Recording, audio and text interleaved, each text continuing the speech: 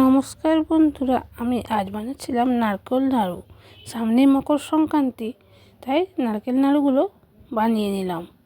কিভাবে বানাচ্ছি আজ আপনাদের সাথে শেয়ার করব। এই নারকেল নাড়ুটা খেতে কিন্তু দারুণ হয়।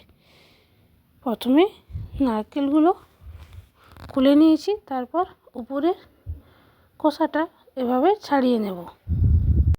দুটো আমি বড় সাইজের নারকেল নিয়েছি। এবার উপরের এই বাদামি খোলাটা আমি ছাড়িয়ে নেব। এটা ছাড়িয়ে নিলে নাড়ুটা খেতেও খুব সুন্দর হয় আর দেখতেও ভালো হয়।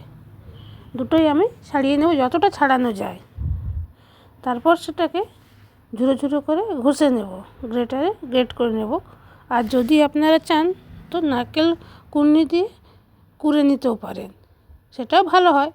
আমার এরকমভাবে ভালো লাগে, একটু লম্বা লম্বা হয়, তাই আমি এভাবে ঘষে নিই। হয়ে গেছে আমার নারকেল কোড়ানো।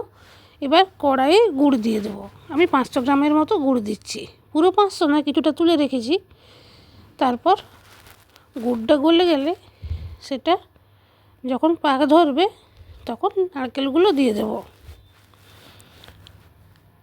গুড়টা গলে গেছে, এবার ফুটে উঠছে।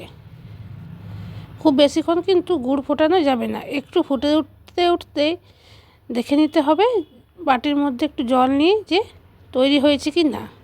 চিট ধরলেই তার মধ্যে আমি দিয়ে দেব নারকেলগুলো। গুড়টা তৈরি হয়ে এসেছে, একটা বাটিতে জল নিয়ে একটু দেখে নেব।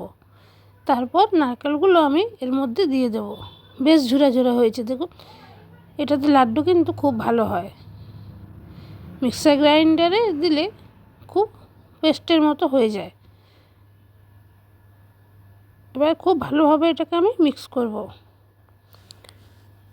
তারপর এর মধ্যে দিয়ে দেব হাফ কাপের মতো মিল্ক মেড। এটা দিলে লাড্ডুগুলো খেতে আরও বেশি সুন্দর হয়। এমনি গুড় দিয়েও হয়, কিন্তু একটু মিল্ক মেড একটু এর মধ্যে ঘি দিলে লাড্ডুটা কিন্তু খুব সুন্দর হয়। মিল্ক মেড দিয়ে খুব ভালোভাবে মিক্স করব। আর দিয়ে দিলাম 1 চামচ ঘি। ভালো ঘি দিয়ে তারপর ভালোভাবে মিক্স করে নাড়াতে নাড়াতে যখন একদম উঠে আসবে তখন নামিয়ে নেব।